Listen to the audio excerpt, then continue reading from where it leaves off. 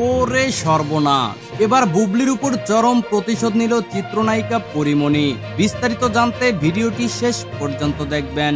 সম্প্রতি শাকিব খানের দ্বিতীয় স্ত্রী শবনম ইয়াসমিন বুবলি শাকিবের যারা শত্রু ঠিক তাদের সাথেই ওঠা বসা, এমনকি তাদের সিনেমায় অভিনয় করে এবং তাদের সাথে আপত্তিকর ভাবে চলাফেরা করে থাকেন।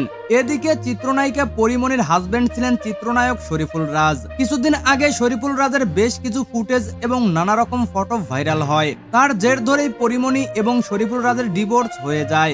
অন্যদিকে বুবলির উপর নানা অভিযোগের কারণে মুখ ফিরিয়ে নিয়েছেন বুবলির স্বামী শাকিব খান। চিত্রনায়িকা বুবলি শরীফুল রাজের সাথে ঢলাঢলি করে চলাফেরা করার কারণে কিছুদিন আগে গুঞ্জন রটে তারা গোপনে বিয়ে করেছেন। এইসব নানা বিষয়ে খেয়াল করেছেন শরীফুল রাজের সাবেক স্ত্রী চিত্রনায়িকা পরীমনি।